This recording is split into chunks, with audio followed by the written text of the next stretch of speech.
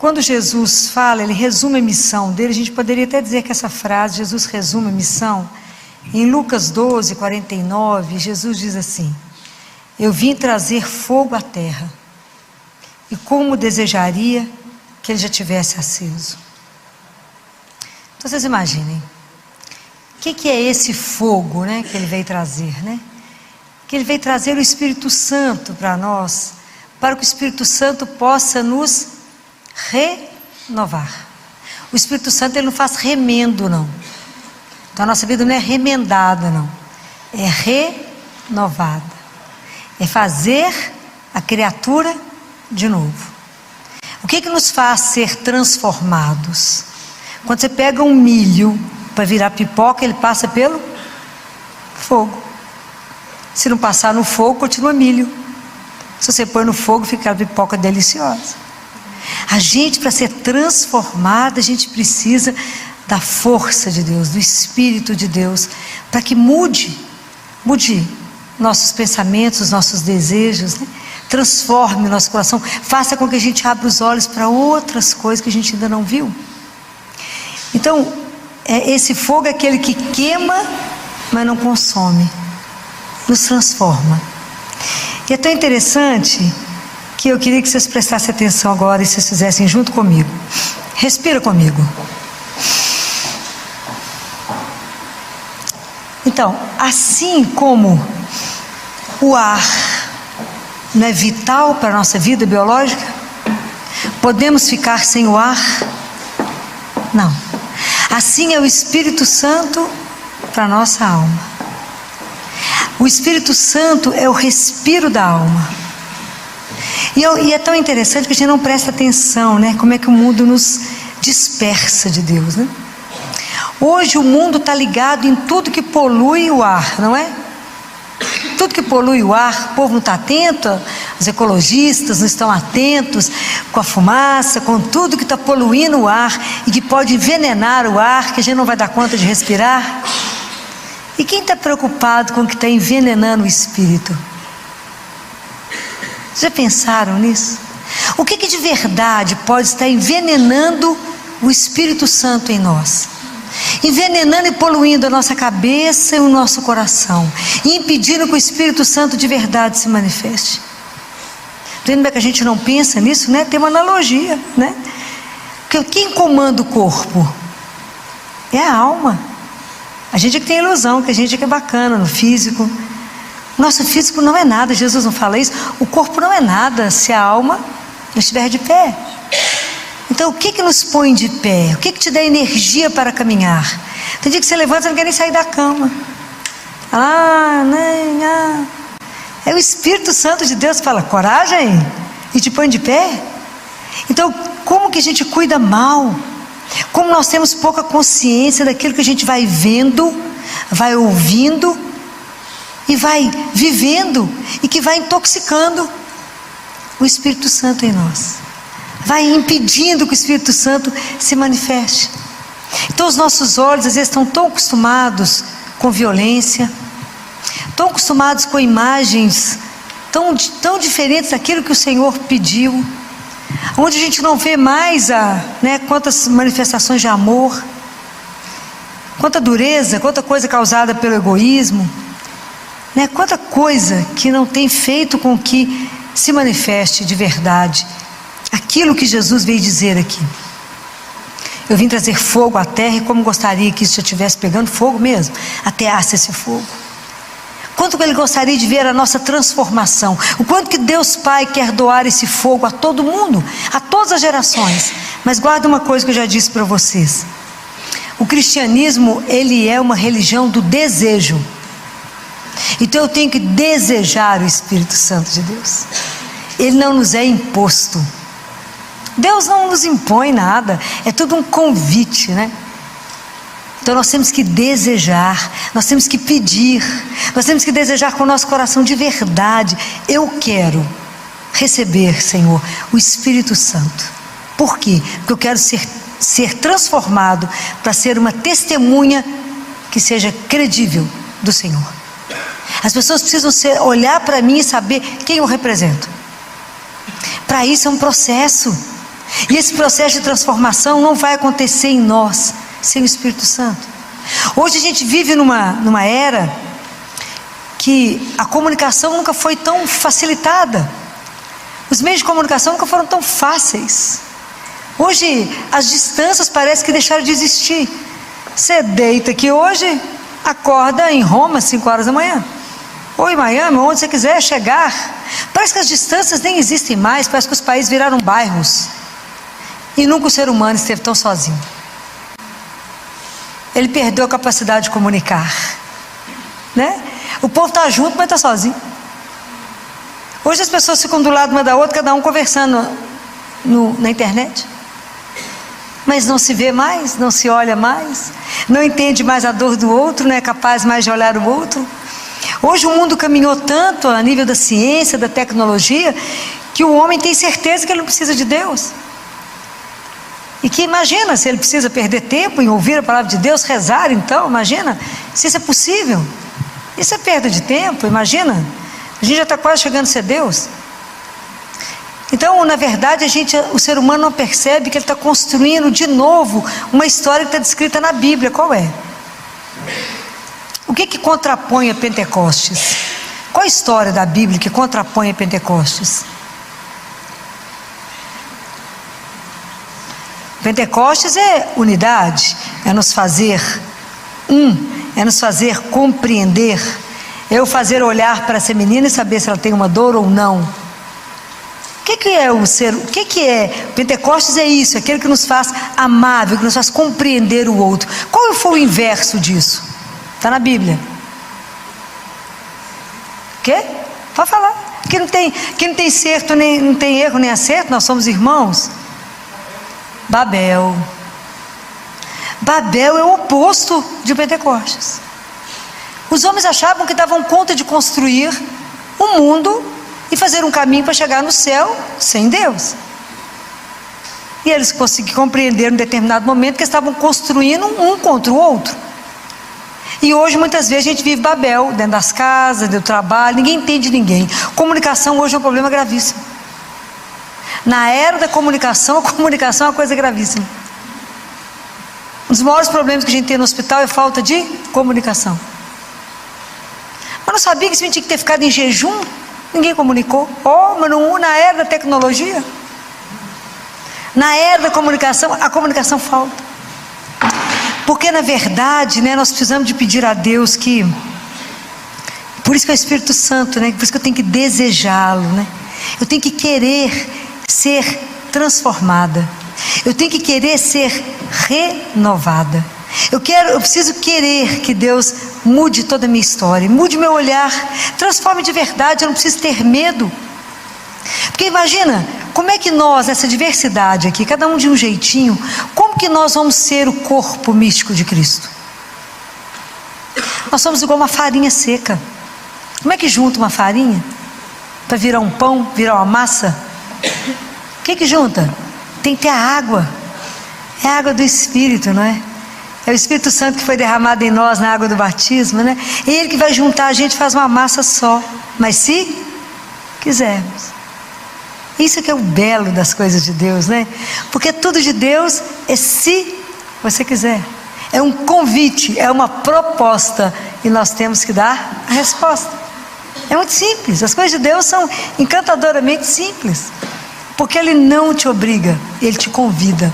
Ele te convida a permitir que o Espírito Santo seja aquele que vai cuidar da sua vida.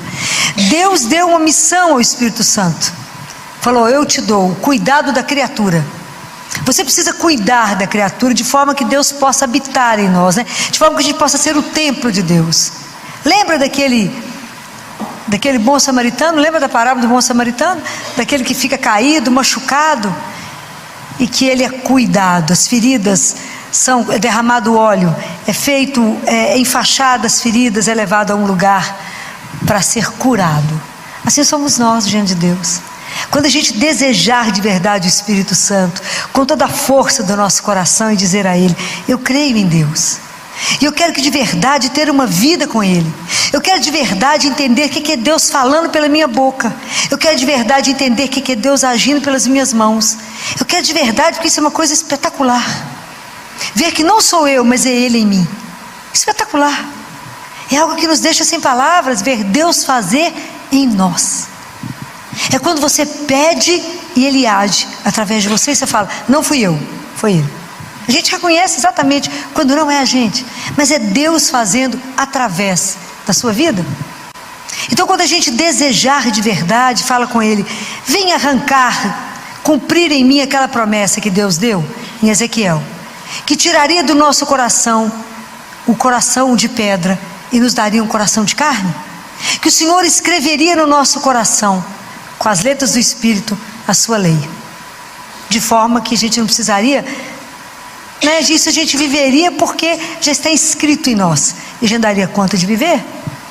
Lembrando aquela música que vocês cantaram, porque nós somos terra árida, terra seca.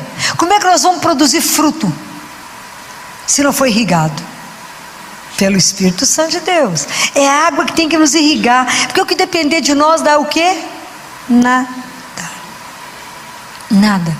E é tão bom tomar essa consciência que não somos nada, e que tudo dependemos de Deus, e deixar Deus fazer essa transformação, porque isso é uma aventura. Porque o Espírito Santo, como de Deus, só vai agir à medida que eu permitir. Somente quando eu me abrir a essa transformação, a não ter medo. Vocês imaginem, quando o Espírito Santo, quando houve Pentecostes, que o Espírito Santo veio, onde é que os discípulos estavam? Eles estavam reunidos aonde Jesus tinha feito a última ceia com eles, na presença de Nossa Senhora. Eles estavam lá, morrendo de medo, com as portas trancadas, com medo de morrer. Você conhece Jesus? Nunca ouvi falar. Nunca ouvi falar. Aí de repente vem o Espírito Santo, porque aonde tem o Espírito Santo de Deus não existe medo. Ele que nos dá coragem de testemunhar, Ele que nos dá coragem de falar o nome de Jesus, Ele que não nos deixa envergonhar, Ele que nos deixa aí as últimas consequências. Por que existiram tantos mártires, tantas pessoas que testemunharam o nome de Jesus? Se você falar que acredita nele, você morre. Estou morto, creio. Então é só Ele que nos coloca a palavra certa na nossa boca, te dá a atitude certa, te dá a condução. Porque nós achamos que não precisamos dele para nos orientar. Nós estamos longe de querer ser a imagem de Deus. O mundo hoje quer saber disso, não. Eu ser a imagem de Deus, imagina, eu quero ser a minha imagem. Eu quero ser o bacana que o mundo vai mostrar. Mas o mundo nos traz uma ilusão tão grande, de um tanto de nada, que não nos leva a nada. O Espírito Santo de Deus tem uma proposta absolutamente irrecusável.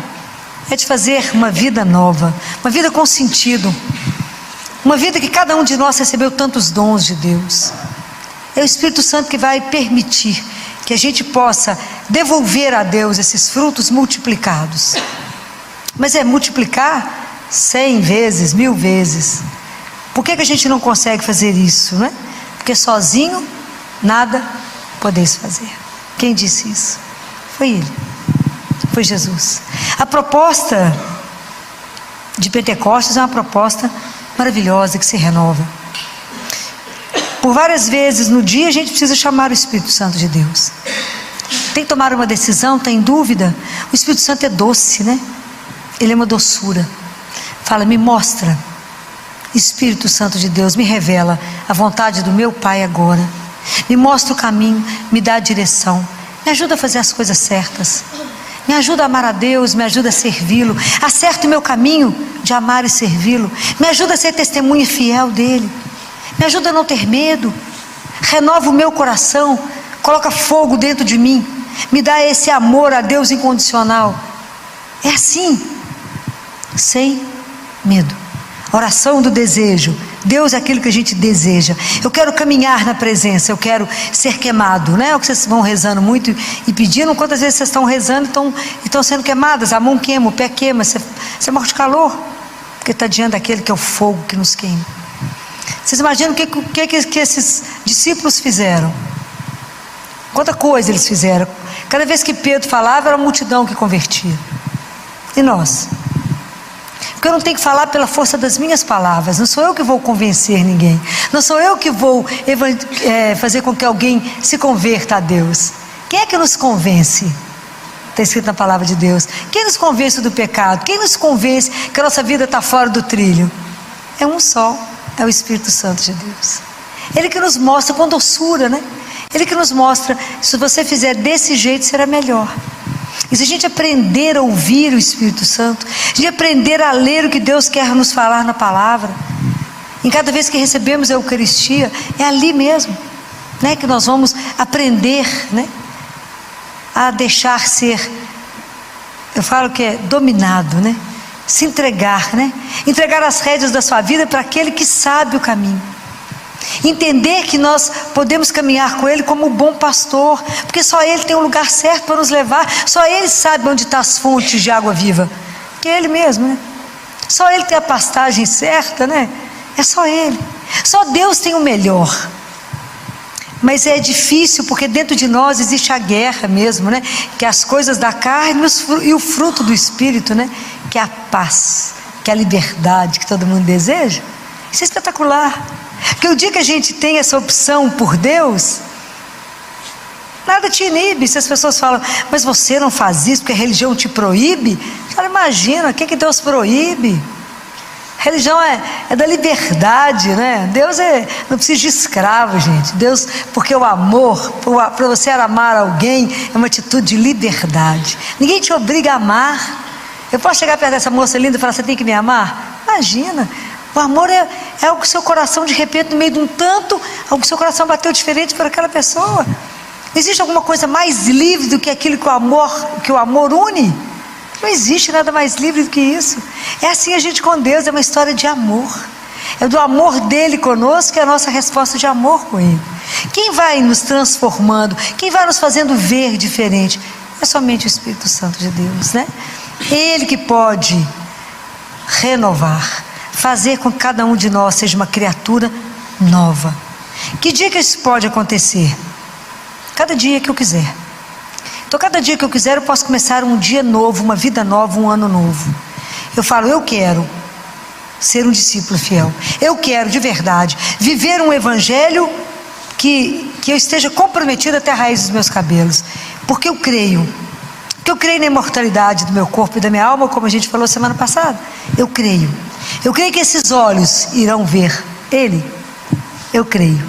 Então, para isso, eu tenho um caminho. O caminho é Jesus. Não tem outro, né? Não tem outro caminho. O mundo vai tentar tirar você, o mundo vai tentar te dividir, o mundo vai tentar te dissipar, vai tentar te distrair, vai tentar que você não fique na direção de Deus. Vocês podem ter certeza disso, né? Tudo acontece para você não rezar, tudo acontece para você não estar aqui, tudo acontece. Fala, você vai perder tempo em rezar? Você vai perder tempo com isso? Sendo que isso é a única coisa que alenta o nosso coração, né? Como é que isso me dá força? Como é que isso me impulsiona? É somente o Espírito Santo. Porque aquele que anda com Deus, está escrito lá em Isaías, corre sem se cansar, vai para frente sem se fatigar, porque Deus renova as nossas forças, né? É Ele. É esse mistério, gente, é um mistério. Esses insights que vocês têm, não é assim? Você fala, vou para ali, não, vou para cá. Como é que pode ser isso? Né? Como é que pode ser isso? Então, quando eu digo para vocês assim, qual é esse mistério do Espírito Santo em nós? Então, aprenda uma coisa. Eu digo isso para vocês como irmãos. Aprenda a tudo pedir opinião a Deus. A tudo. Se tem alguém aqui que é da área de saúde, que lida com a vida diretamente do outro, sempre peça a Deus que te ilumine, para que você faça sempre o melhor, para que você possa ser sempre a extensão da misericórdia de Deus, sempre a extensão. Então, cada dia que amanhece, que eu estou na igreja, antes de ir para o hospital, eu estou em oração por todos aqueles que eu irei encontrar, para que eu possa ser a extensão da misericórdia e diminuir a dor e o sofrimento do outro, porque assim nós revelamos Deus, não é? Para isso Ele veio, para colocar cada um de nós em pé, nos conduzir, curar as feridas, não é? Gerar vida, não é assim? É assim que fazemos, pela palavra, pela nossa profissão, nós vamos ajudando Deus a agir no mundo. E é tão interessante, Quando eu vou para o consultório à tarde, antes de ir para o consultório, eu estou de joelho rezando de novo, para que Deus me faça ver aquilo que é necessário para aliviar a dor, aliviar o sofrimento.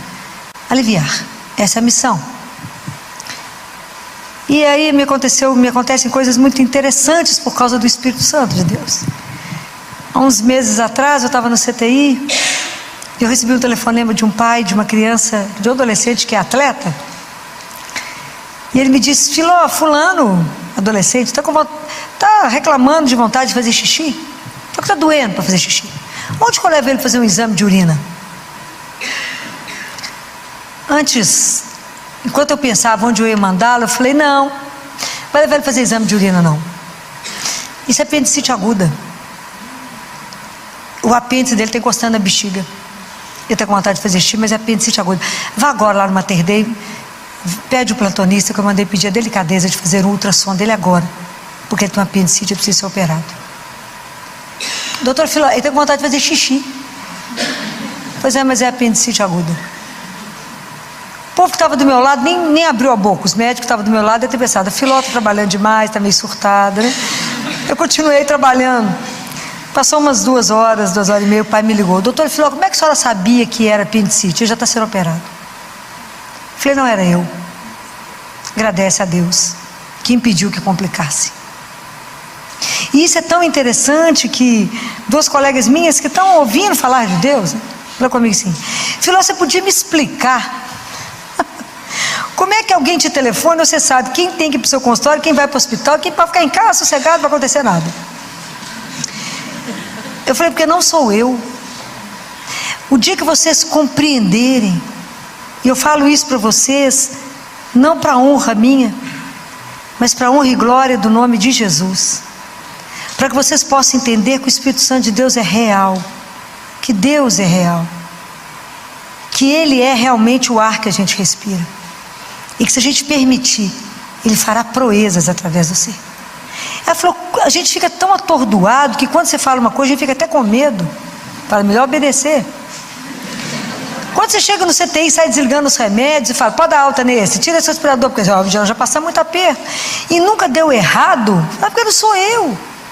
Vocês têm que entender que quando a gente reza e se entrega e fala: faça em mim, Ele faz. E quando eu falo com vocês esse convite, faço para vocês essa proposta e falo: entrega a sua vida e fala com Ele: faça em mim a vossa vontade. Não tenha medo, que vai virar a vida do avesso.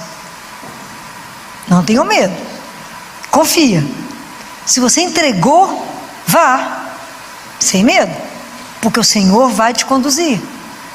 E isso é o que eu falei no início, é uma experiência impressionante, ver Deus fazer através da nossa miséria, através do meu nada. Ele querer que fazer da minha vida algo que Ele possa fazer com que os que estão atentos percebam: não pode ser ela. Eu falo: não sou eu, é aquele que habita em nós. Eu rezei antes, falei: Jesus, me dá discernimento. Jesus, me mostra o que é isso. Me mostra. Para aqui, para mim não, para diminuir a dor e o sofrimento dessa família. Me ajuda a ser só e unicamente a extensão da vossa misericórdia. É porque a gente sabe o nada que a gente é. A gente sabe que a gente é terra seca. A gente sabe que a gente sozinho vê e não enxerga. Mas com o Espírito Santo de Deus é possível você ver e transformar. Essas coisas são tão claras, que eu já contei isso para vocês há muitos anos atrás. Isso deve ter mais de 20 anos. Quando, uma das primeiras cirurgias nossas de Jatene, e um bebezinho que veio do interior, hoje já deve estar uma mocinha, e essa criança demorou para chegar para nós, porque sempre precisa de alguém que tenha coragem de dizer a verdade, né? E nem sempre quem diz a verdade é bem querido, né?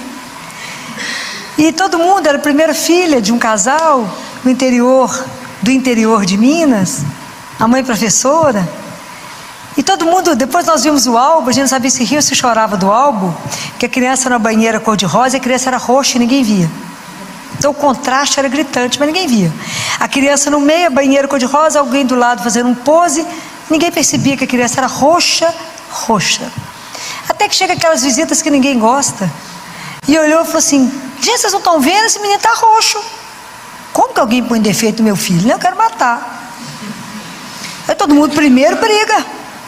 Até que alguém falou: gente, não é que está roxo mesmo?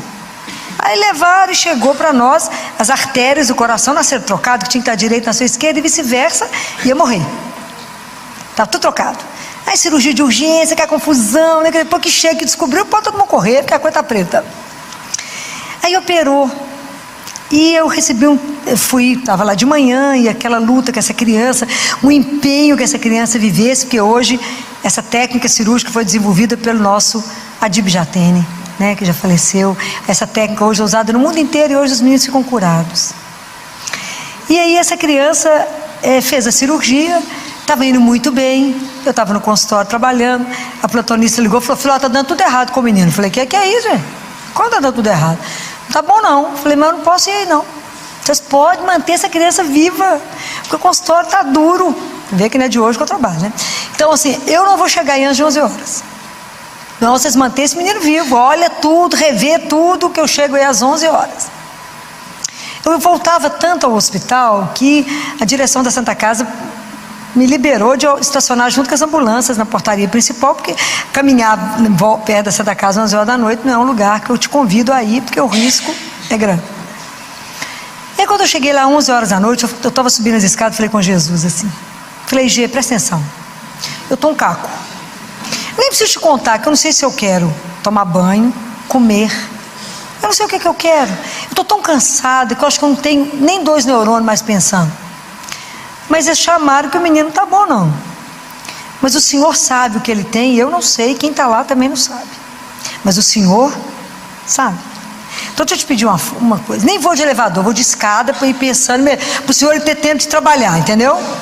Eu vou subir nas escadas, só tenha misericórdia de mim, porque eu preciso chegar em casa, preciso ver esse menino resolver a situação, eu tenho que voltar para casa, rezar aí para não acabar as rezas de hoje, comer, tomar banho, dormir, daqui a pouco, acordar de madrugada, voltar, daqui a pouco eu estou aqui, hoje nem sei se eu fico direto, não vai dar tempo. O tempo é curto, meu amigo, é curto, me ajuda. Então eu vou chegar lá, me mostra o que está acontecendo, vamos resolver esse negócio de preto, não poder ir embora. Só me ajuda, só tenha misericórdia de mim, do menino e de mim. Olha o trapo aqui, olha o caco, olha o caco. Muito bem, subi as escadas, cheguei lá, o pessoal estava alvoroçado. Eu fiz só assim pro povo, fui lavar a mão, e quietinha lavando a mão, o pessoal falou assim: o que a filha está fazendo? Ele que ela está demorando tanto. Aí a turma que me conhece falou assim: vocês não aprenderam até hoje não, que ela está rezando? Ela está rezando. Falei: lá, e as contas? Falei: não precisa falar nada, eu vou olhar o menino, calma, vou olhar. E comecei a olhar, que tanto de remédio ligado no coitado, fui olhando de ponta a ponta o que estava acontecendo com a criança, até como é que o remédio saía lá de cima e chegava no menino. E fui olhando tudo. Jesus mostrou o que era. O trem foi tão rápido que o povo ficou escandalizado. Aí, mas é porque é ele, né? Aí eu falei com o povo: já descobri. Falou: não é possível que você descobriu. Eu falei: eu não, Jesus, né? Mas como vocês não acreditam que ele está vivo, e que ele é uma pessoa, e que ele anda conosco, e que de verdade ele é vivo, quero mostrar para vocês onde é que está o problema. Não é possível. Falei: eu não vou mexer para vocês poderem, todo mundo ver. Vem cá para vocês poderem ver. Alguém está vendo alguma coisa errada? O povo olhava e falava assim: não estou vendo nada. Filó, nós já conferimos tudo. A supervisora louca: o que você está vendo aqui que eu não vi? Onde é que está errado? Falei: está aqui o erro. Filó, não é possível. Falei: não sou eu que estou vendo, Jesus está mandando mostrar para vocês o que está aqui errado, para mostrar que ninguém viu. Porque assim, a gente diante da situação, se Deus não nos fizer ver, a gente não enxerga. Mas está na sua frente, mas eu não sou capaz de ver sem Jesus falar: abre o olhinho, olha, está aqui o problema. Eu falei: vocês viraram o trio errado, o remédio está voltando, não entra na criança, buscar está ruim. Não é possível, é possível, quer ver? Aí quando eu mostrei, o pessoal falou: mas não é possível que ninguém viu. Falei: é assim mesmo, não é possível que ninguém tenha visto. Então vamos virar. Vira. Aí mudou a história. Falei: eu vou sentar aqui no banco, olha, dá uma olhada se está faltando mais alguma coisa para Jesus mostrar, porque eu preciso ir embora. Eu preciso ir embora e eu vou carregar ele, porque vocês, ninguém acredita, ninguém reza, né? Então eu vou, vamos embora. Está tudo certo? Tudo certo. Claro que a saúde alta, está em casa, deve estar pensando em casar. Mas essas coisas eu conto para vocês e repito, não é para mim, É para que vocês, que eu tenho que testemunhar para vocês, porque Deus coloca semente no nosso coração quando coloca os dons. É preciso que a gente reparta uns com os outros o fruto daquilo que eu vivo. O fruto daquilo que eu vivo é testemunho, para que eu te encoraje a fazer o mesmo. Compreende? As experiências que vocês têm com Deus é testemunho, para que o outro fala, não é loucura, é verdade. Eu posso crer. Para que a minha vida também possa ser mudada, para que eu também possa ser usada.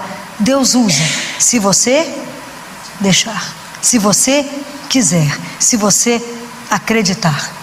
Que aquilo que Deus tem para nós é muito maior que a gente ousa pensar, ousa sonhar. Deus faz em nós coisas que você fala, não é possível que foi. Fala, eu tenho certeza que foi, mas eu não vou enxergar, eu estou morto, não estou enxergando nem eu. Quanto mais que esse negócio é emaranhado de coisa que deu errado, salvou o menino. Mas é Ele que mostra, é Ele que revela. Por quê? Porque Deus quer o quê? A vida. É isso que Ele deseja. Deus quer a nossa felicidade. E às vezes tem uma coisa que está emperrando, te impedindo de ser. Aquilo que está poluindo o Espírito Santo em mim, não deixando que Ele de verdade exerça todo o potencial que Ele tem para fazer dentro da nossa miséria. O que Ele pode fazer em nós? Um dia eu queria que vocês lessem, não sei quantos leram aqui, o livro de João Paulo II, o Papa dos Milagres. Quantos leram? Uma, duas? Que pena. João Paulo II, existe um livro, o Papa dos Milagres. Todos os milagres que João Paulo II fez andando. Era de impressionar. Quem publicou? Quem escreveu essa história? O fotógrafo do Vaticano, que era ateu, se converteu por causa dele. Por causa do testemunho de João Paulo II. Numa determinada região tem o depoimento de um médico que tinha uma mãe esperando João Paulo II passar e tinha uma criança nos braços da mãe com paralisia cerebral. Ele passou, fez o sinal da cruz na testa da criança. E a criança voltou a ser normal. Andou, falou e o médico ficou todo mundo passado. O que ele fez? Foi ele? Não. Foi quem habitava nele. E ele dizia, quando falava, o senhor ficou sabendo disso? Ele falava, Deus é muito bom. Tem uma das histórias de uma criança no México, de 5 anos de idade, que viu pela televisão que João Paulo II ia chegar. Ela falou com a mãe, mamãe, eu quero comprar uma roupa nova para ir no aeroporto ver o Papa. A mãe falou, meu filho, eu não vou conseguir ver o Papa não, meu filho, mas não multidão, mas eu quero. E essa criança tinha leucemia. Na mesma cidade tinha um mecânico que comprou uma pomba branca, que queria soltar na hora que ele visse o Papa. Essas fotos, gente, isso foi fotografado. Então o livro é lindo porque esses milagres foram fotografados. E ele fotografava. Então ele disse que no dia que ele ia chegar, na hora, essa mãe foi com o filho para o aeroporto, vocês podem imaginar a multidão esperando. E o mecânico também foi. E eles estavam um do lado do outro, sem ninguém saber de nada. E ele com a pomba na mão e a mãe com o menino no colo. E esse fotógrafo disse que João Paulo II, quando descia, chegava no aeroporto, ele quebrava qualquer protocolo. O segurança quase ficava louco. Porque ele já andava sabendo onde, ele escreve assim, parece que ele já sabia onde ele tinha que ir. Era claro que ele sabia onde ele tinha que ir. Então a foto, quando de repente a mãe está segurando o menino, João Paulo II chega do lado. Pode imaginar? O mecânico fica tão assustado que ele solta a pomba. Então a foto é a pomba voando, a mãe com o menino no colo e João Paulo II mostrando, falando assim, assim como essa pomba voou, assim a sua doença também voará. E aí depois esse fotógrafo vai atrás de todos esses casos que ele viu, e as curas todas confirmadas. Então a gente precisa conhecer que isso é real. Chegou um judeu, foi escrita uma carta, porque os judeus querem ser enterrados lá no vale, onde está descrito que será a ressurreição. E ele chegou no Vaticano, o Vaticano recebeu uma carta, que ele morava nos Estados Unidos, e ele estava indo para Jerusalém, para acabar de morrer, porque era uma doença terminal, e ele estava indo com o médico dele, ia descer no jato dele, lá na maca, com soro, etc., com o médico, que ele queria ir ao Vaticano. João Paulo II falou sim, poderia ir. E quando ele chegou, João Paulo II perguntou para ele se ele queria assistir uma missa. O povo ficou louco, falou, como que um judeu vai assistir uma missa? João Paulo II não escutava, não pode vir, assistir a missa. E na Capela Sistina, foi uma coisa fechada, Quando ele começou a dar Eucaristia, João Paulo II foi e deu Eucaristia para ele. O pessoal falou: como que você deu Eucaristia para ele? Respondeu: não, deu Eucaristia. Ele foi embora, entrou no avião, e voltou e foi embora para Jerusalém, para morrer lá, com a família e o médico na assistência lá, que ele queria ser enterrado lá. Tempos depois, o Vaticano recebe a carta da cura. Então, esse livro eu não posso contar todos os casos, né? Mas eu quero deixar em vocês o desejo de lerem, porque isso tudo é real. Então, essas coisas pequenas que eu conto para vocês, que eu tenho a oportunidade de perder a fala, de ver Deus fazer, é para instigá-los a entender que isso é real. Que isso que Jesus falou, que gostaria que a gente de verdade fosse transformado, para que a gente revelasse e levasse Jesus aonde a gente fosse, levasse a esperança, levasse às vezes que Ele permitir a cura, ajudar o outro a crer, ajudar o outro a caminhar, a revelar esse Deus de amor. É uma proposta para todos nós. Leia esse livro de João Paulo II, tem lá nas Paulinas, João Paulo II, o Papa dos Milagres. É um livro assim, vocês vão ficar fascinados, porque é tudo real, não é? Vocês vão ficar encantados, né? Então isso é a riqueza da nossa igreja, é a riqueza de pertencer a esse Deus maravilhoso que faz questão de participar da nossa vida, e de não nos deixar aqui como criaturas, cheias de feridas, sofrendo. Não, Deus quer trazer primeiro a cura da minha alma, da sua, para que depois você, renovado, você possa levar ao outro aquilo que te transformou. Então a proposta é linda, que a gente tenha coragem de dizer a Deus: eu quero que seja arrancado do meu coração e me dado um coração novo. Eu quero ter a sua lei inscrita no meu coração. Eu quero de verdade viver com os olhos no Senhor, não preocupado com a glória do mundo, que isso não leva a lugar nenhum. Eu não quero ter sucesso no mundo, eu quero que Deus me olhe, e eu quero que as minhas atitudes agradem a Ele, e só a Ele, porque não adianta o mundo aplaudir e Deus falar: não era isso. O que eu quero é que Ele olhe e fale: é isso que eu queria que você fizesse. Então que a gente nunca tenha medo de se entregar ao único que você nunca se arrependerá de entregar a sua vida, e deixar Deus fazer, e você ficar sem fala, quando Deus também continuar agindo, que eu sei que Ele age através da sua vida. Que a gente não tenha ilusão que a gente é capaz de fazer alguma coisa, mas que a gente é somente um instrumento poderoso na mão de um Deus que faz o que quiser na nossa vida, porque Ele é Deus. Somente Ele pode nos fazer dar o fruto que Ele está esperando que a gente dê. Que a gente volte para casa levando os braços cheios, né? Tudo multiplicado dos dons que Ele nos entregou. Não vamos enterrar, não tenha medo, Deus caminha conosco. Vinde, Espírito Santo, vinde por meio da poderosa intercessão do Imaculado Coração de Maria, vossa amadíssima esposa. Vinde, Espírito Santo, vinde por meio da poderosa intercessão do Imaculado Coração de Maria, vossa amadíssima esposa. Vinde, Espírito Santo, vinde por meio da poderosa intercessão do Imaculado Coração de Maria, vossa amadíssima esposa. Amém. Obrigada, vamos sentar.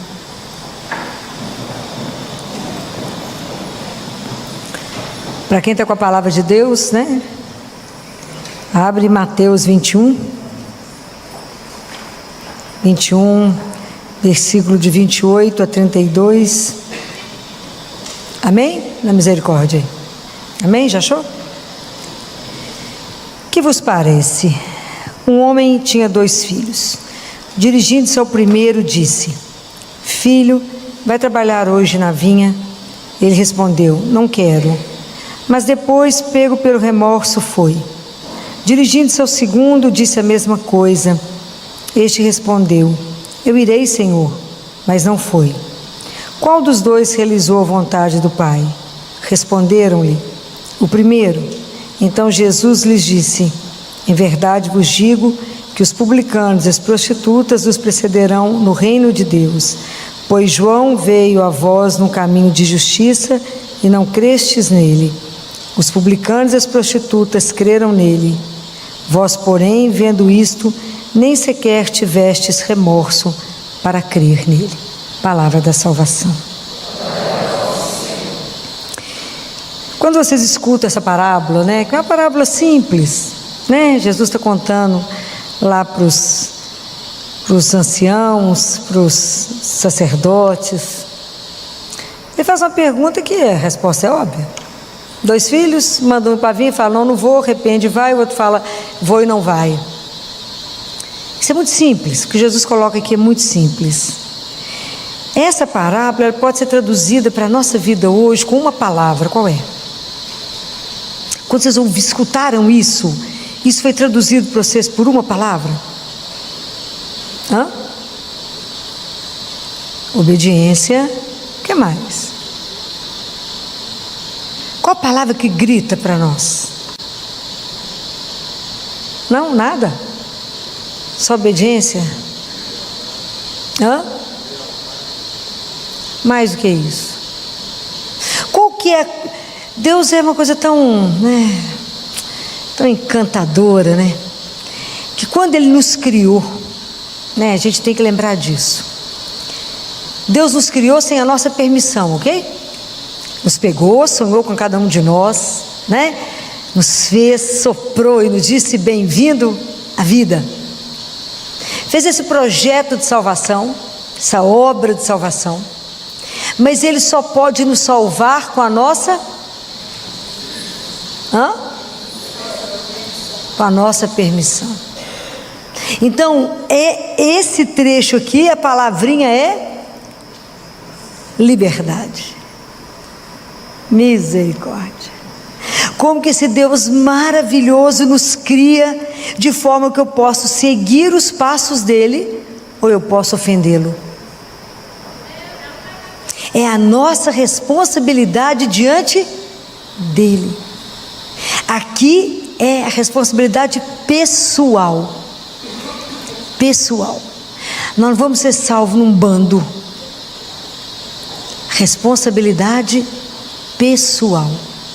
Eu quero ou não. Compreendem? E isso é maravilhoso. Senhor, mas o Senhor vai dar liberdade para essa turma que o Senhor criou? Nós somos as únicas.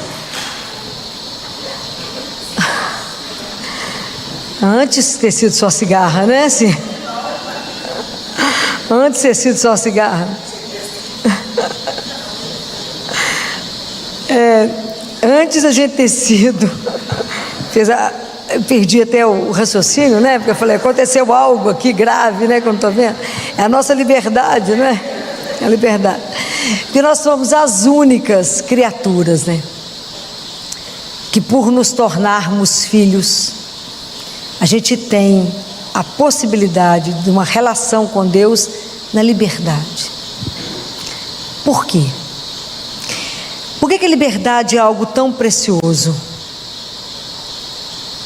Porque para mim estar unida a alguém pelo amor, para mim fazer uma opção por alguém, o que me faz mais, que é uma decisão de amor. Por que eu vou fazer opção? Por estar ou não com Deus, por querer ou não o caminho, apenas se o amar. Então isso aqui é maravilhoso, porque é a nossa responsabilidade pessoal. Nós falamos sim a Deus já? Já ou não? Quando? Muito bem, depois. E por aí foi. Mas a gente foi batizado, nem lembra que foi batizado, não sabe nem o que falou lá no batismo, ficou por isso mesmo e segue uma vida mais ou menos. Na crisma também ficou por isso mesmo. Era jovem, foi lá, alguém passou um óleo, tudo certo. Isso é tão sério, porque isso é uma decisão de vida. É uma decisão de vida. Se eu faço opção por reconhecer esse amor, quando eu descubro que Deus me ama de uma forma incondicional, não tem si, não tem mas, Ele nos ama apesar da nossa miséria, apesar das nossas traições, das nossas infidelidades, Ele continua nos amando porque Ele acredita em nós. E Ele acredita que o fato de eu viver uma vida perdida, eu posso no momento reconhecê-lo e virar e fazer uma vida correta, andar né? Isso é maravilhoso. E eu já falei com vocês que Deus é o único que nos perdoa esquecendo. Lembra disso? Já falei sobre isso. Ele nos perdoa e esquece. Zero e começa de novo. Nós é que perdoamos lembrando. Deus perdoa esquecendo, né? Isso é lindo. Então, quando eu faço uma opção por Ele, Deus quer que a gente seja de verdade, dizer sim, sim ou não, não. A gente vive muitas vezes uma situação que a gente não se posiciona na vida. Você acredita em Deus? Bem, depende. Depende se aquilo não me compromete, compromete meu ego, não compromete. Porque a hora que bate no ego eu falo, não é bem assim. A gente até acredita que Ele existe, mas nessa parte Ele ele não pode entrar. Compreendem? Como é que é difícil para nós nos posicionarmos e de verdade a gente assumir esse amor. De verdade assumir que eu creio e pegar esse evangelho e transformá-lo ele em vida, em atos. Você entende a diferença? Uma coisa é a palavra de Deus aqui, outra coisa é eu pegar essa palavra de Deus e vivê-la de forma que as pessoas vejam na minha vida o que está escrito aqui na palavra de Deus acontecer. Vocês já pensaram que você pode ser a única Bíblia que alguém lê? Tem gente que não tem oportunidade de ler a palavra de Deus. Lê na sua vida. Você já pensou que você pode ser a única Eucaristia que alguém se alimenta? Então, quando Jesus fala isso aqui para nós, é para que a gente se posicione. Eu quero ou não seguir Jesus? Eu quero ou não seguir os passos dele? Eu creio ou não de verdade nisso? Por que Deus fez a opção pela liberdade? Nossa. O que vocês acham? O que vocês acham? Por que Deus permite que a gente queira Ele ou não? Você pode obrigar alguém a te amar? O amor é um ato livre. O que une mais alguém? É um ser, o ato de amor. Então Deus não precisa de filhos escravos. Ele falou, das pedras eu posso fazer filhos de Abraão? Então ele não precisa. Ele não precisa de gente escrava. Porque a liberdade é algo maravilhoso. Você tem, diante de você está a vida e a morte. Faça opção pela vida. Diante de nós está o bem e o mal. Faça opção pelo bem. Ele não vai pegar a sua mão e falar, põe no fogo. Não. Nós somos livres. Eu acho que deve ser uma coisa difícil, porque quando você cria um filho, orienta e vê ele tomar um caminho que você não queria, não é fácil. Você fala, eu preciso respeitar. Que dor. Fulano, vai ali não, deixa eu te contar. Ali tem um buraco. Eu quero cair. Então cai, meu filho. O que pode fazer? Não vai para lá não. Então não é fácil. Mas não é maravilhoso nós fazermos essa opção da liberdade, fala, mas em resposta a esse amor incondicional de quem me criou, me convidou para uma vida, eu quero corresponder com a resposta de amor e quero amá-lo. E quero amá-lo, então eu amo a Deus e amo os irmãos. É assim, eu quero fazer opção por ter uma vida de amor, com amor, por isso eu serei feliz. Porque aquela pessoa que descobre que a vida é para amar, é mais feliz. Observe isso, do que aquela pessoa que está sempre tentando arrumar uma confusão, vingar de alguém, é sempre feliz. Mas a pessoa que ama nesse mundo, que coisa maravilhosa. A gente que não está preocupado em ter que aparecer, em ter que fazer algo para ser aplaudido, mas somente um ver, somente um saber. Isso não tem preço na nossa vida. Então dentro de nós, gente, está tudo dividido ainda, porque nós ainda somos sombra e luz. Nós ainda não nos convertemos. E porque o nosso processo de conversão, ele é um processo lento. É lento. Por que é lento? Por que vocês acham que o nosso processo de conversão é lento? Por que você acha que você ainda está mais ou menos no mesmo lugar? O que falta? Primeiro, decisão. Eu quero pertencer a Deus e eu quero entender que esse mundo eu só estou de passagem e só o que me interessa é o Senhor. Ou a única coisa que me interessa é fazer a vontade dele, não a minha. E chegar nisso é uma luta. É um processo. Eu quero estar o tempo inteiro como um girassol procurando o sol. Eu quero o tempo inteiro estar virado para Ele, falando: é isso mesmo? Eu quero poder cantar aquele salmo e falar: ensinai-me, Senhor, os vossos caminhos, para que eu ande na vossa verdade. Dirige meu coração para temer teu santo nome. Me mostra o caminho. Me mostra. Orienta-me e conduza, Senhor, porque sois o Deus da minha salvação. Mas isso tem que ser do fundo da minha alma. Eu tenho que fazer uma opção por alguma coisa e falar: eu faço isso por Ele, porque só Ele compensa. Então muitas vezes você está numa roda, alguém te cutuca para falar de alguém, você morde a língua porque você lembra dele e fala: ele falou, não julgueis. Aí você morde a língua e fala: o que você acha? Nada, né? Nem pensei direito o que você falou. Não? É assim. Quando você lembra da palavra e fala: por causa dele, eu não farei. Por causa dele. Porque esse processo em nós é lento. Por que esse processo é lento? Primeiro, porque me falta decisão. Segundo, que o mundo me seduz profundamente, onde eu fico meio dividida, onde eu fico andando com um pé aqui no barco do mundo e outro lá em Deus. Vai que Ele existe, eu pulo direto nele. Vai que não, estou no mundo mesmo. O quanto nos falta capacidade de falar: é por Ele, é Ele que eu quero. Por que os santos viraram santos? Porque viveram a palavra na radicalidade. A gente vive uns pedaços com Deus, os pedaços a gente pula no mesmo dia. A gente começa muito bem o dia, quando já começa na disciplina da oração, pedindo luz. Mas no meio do dia você já esqueceu para quem que você estava devendo o dia mesmo. Tanta coisa que o mundo já te enrolou e te seduziu. E você, aí naquela hora você não lembra de Deus, você já faz outra opção completamente diferente daquilo que é o que o Evangelho diz. Então, além da disciplina, nós temos que pedir a Deus a outra palavrinha que é? Qual? Vigilância. Orai e vigiai. Orai e vigiai. Porque o tempo inteiro nós estamos sendo assediados.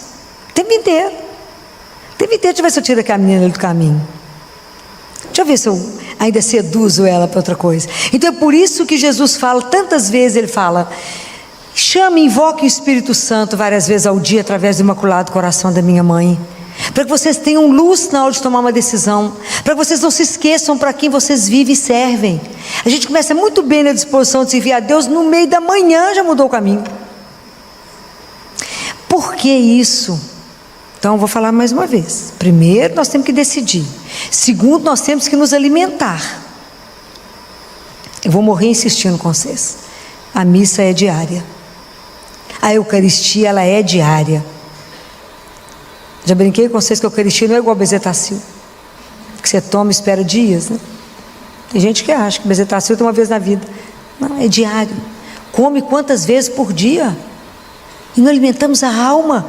Por isso que a gente vive deprimido, chateado, tudo nos aborrece, tudo nos entristece, porque não estamos alimentados. E não temos a disciplina da oração e dos sacramentos. Padre Pio falava assim: o único tribunal que você vai, se declara culpado e sai inocente, é da confissão. É o único. E a gente dá um jeito de escapar. Então quando vocês veem aqui que eu puxo a rédea e falo: é missa diária, é terço todo dia e confissão mensal, o povo vai embora. Mas é assim. Mas isso é opção. Porque você não pode obrigar ninguém a ter fé. E você não pode obrigar ninguém a acreditar naquilo que você acredita. Nem pode impor ao outro ritmo seu. Mas tudo que eu gostaria na minha vida, de verdade, é deixar as pessoas encantadas e seduzidas por esse Deus tão doce. Que eu gostaria tanto que as pessoas caminhassem podendo saborear Deus. Essa presença doce, encantadora, de um Deus que nos ama, e que por isso é o melhor companheiro, e que por isso eu posso confiar nas opções dele, muito mais do que nas minhas. Por que eu posso confiar? Qual que é a base que eu tenho para poder afirmar isso para vocês? Qual de quê? Fala, aqui não é a escolinha que vai ganhar nota. Eu só preciso saber o que vocês estão entendendo o caminho com Deus. Por que a gente pode afirmar que Deus só vai fazer a melhor opção para a minha vida? Por causa do amor. Quando você ama alguém, você é incapaz de fazer algo errado com ela. incapaz. E assim é Deus conosco. É por causa do amor eu posso segui-lo. Por causa do amor eu posso dar as mãos a Ele e falar: me conduza, me ajuda de verdade a dizer sim. Não me deixa dividida aqui, ó. Um lado meu é publicano, outro lado é um sacerdote. Me ajuda a de verdade, Senhor, não está dividido dentro de mim. Me ajuda de verdade a ter uma unidade e falar: eu quero, Deus, eu quero viver o meu caminho com o Senhor. Não é fácil não, porque o caminho é super estreito. E nós estamos inseridos nesse mundo e falamos: não pertenço a esse mundo, eu sou dele e volto para ele. Eu vim do amor e volto para o amor. Me ajuda, não sei nem que dia nem que hora, mas é que a cada minuto que a gente possa viver, a gente possa viver fazendo opção por ele. É o dia inteiro a gente tem que dar testemunho daquilo que a gente crê. Quantas decisões vocês já fizeram hoje? Faça a decisão pela vida, lutem pela vida.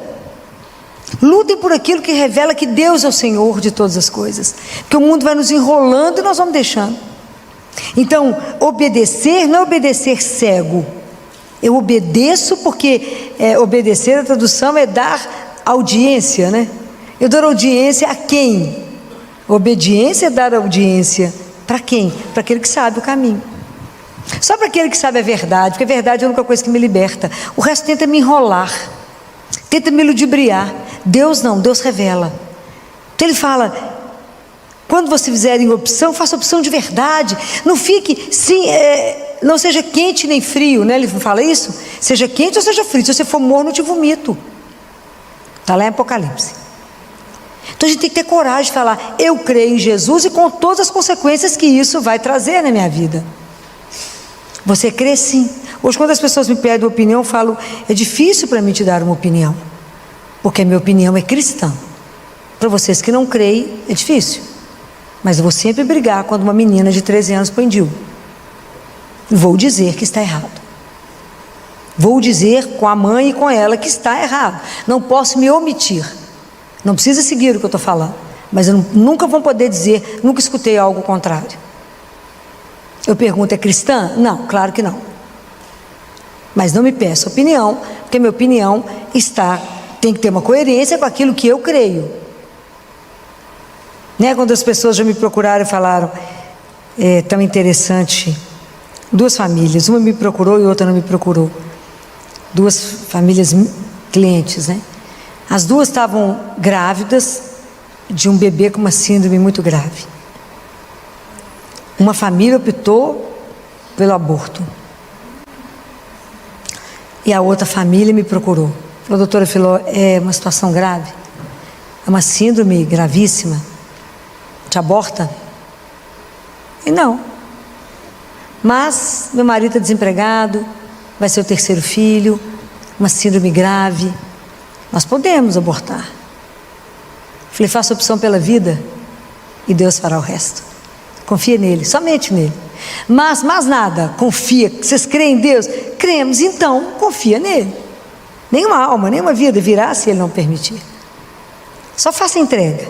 Ele sabe que seu marido está desempregado, ele sabe que vocês têm 2 meninos que vai ter o terceiro, ele sabe de tudo. O que escapa de Deus? O que a gente pode esconder dele? Nada. Muito bem. A família que fez opção por não abortar, a criança morreu intraútero e o aborto foi espontâneo. Depois disso, de todos esses fatos, o marido foi de novo contratado, a família melhorou muito. A mulher, eu falava sempre com ela: você remoçou, ficou mais bonita por tudo isso, que fez opção pela vida. A família que fez a opção contrária, é tão interessante como que eles se acabaram até como casal, como que ela envelheceu, fez o efeito contrário da outra. Era uma moça tão jovem, tão bonita, e paira sobre eles uma tristeza. É tão interessante. E até profissionalmente eles fizeram o caminho contrário, que o outro estava assim, profissionalmente ele fez assim, e o outro que estava assim fez assim. Façam sempre opção por Deus, vocês nunca perderão nada. Você fala: vamos fazer opção por Deus, eu vou perder o quê? Nada. Quando alguém fala: mas você vai levantar mais cedo para ir à missa, você vai perder tempo de sono. Não, eu vou ganhar Deus, vou ganhar tanta coisa. Pode imaginar o que é um encontro diário com Ele? Isso é sem preço. Faça opção por Deus e que você ganha é infinitamente maior. Seja só obediente, o que Deus fará é incalculável. Incalculável. Porque Ele é Deus. E a gente não tem noção do poder dEle. Nós não temos noção quem é o nosso Pai. Então pensem nisso. De verdade, que vida eu estou optando? Essa vida aqui de ilusão, de engano, de confusão, que acaba no nada? Ou uma vida que a cada dia se renova? Um Deus que me restaura, que me faz como em Isaías, correr, voar com asas de águia, correr sem se cansar, ir para frente sem se fatigar. Obedecer, mas a minha obediência não é cega, a obediência é na confiança. Porque eu sei que Ele está escolhendo o melhor. Faz isso por mim, sim. É a obediência daquele que acredita, daquele que confia. Fala, se o Senhor fez essa opção, tem certeza que o Senhor está fazendo o melhor. É tão interessante como é que, quando Nossa Senhora falou lá em Fátima com os meninos, reza o terço todo dia. E falou com eles, pela oração do terço, dependerá a paz do mundo. Aí a gente olha o texto e fala, mas eu rezar um terço vai ter a paz no mundo? É porque a gente fica pensando que Deus faz as coisas na proporção daquilo que eu faço. Lembrem sempre de Naamã, o sírio, né? Foi lá por causa da lepra. Falaram com ele, Naamã, Elias falou, nem apareceu para ele, falou, não, manda ele mergulhar no rio 7 vezes, ele ficou bravo, que era no Jordão, o rio Eufrates era maior, etc. Ele mergulhou e saiu limpo. Era só mergulhar na água. Presta atenção. A dimensão daquilo que Deus faz, pela obediência. Quando Deus nos chama para algo, a gente nunca é capaz de imaginar o que Ele vai fazer. Mas a única coisa que Ele quer de você é o seu sim. Mas o seu sim seja sim. Esses dias eu fiquei pensando em quando eu recebi, há tantos anos atrás, em 1983, uma ordem, né, dele. Não por mim, eu estava no grupo de oração que tinha lotado. Estava lá no fim, em pé, lotado. E aí vem o senhor que coordenava o grupo de oração, chegou assim para mim e falou, tem um recado para você. Depois não. Jesus mandou te pedir para rezar o terço todo dia. Falei, pode acabar o recado, porque o terço ele já sabe que eu rezo todo dia. Eu já rezava o terço todo dia, há anos. Falei, pode falar o resto, ela era muito atrevida, né? Falei, a gente é muito amigo e ele nunca deu ponto sem nó, tem mais coisa. Falou, ele só falou isso, reza o terço, todos os dias. E nunca podia imaginar que quando eu rezei o terço, na partir daquele dia era uma ordem. E o meu quarto, eu morava no pensionato de freira com mais 2 meninas, e a gente rezava às 11 da noite quando o pensionato fechava. Imagina, 200 mulheres, um telefone. Ó.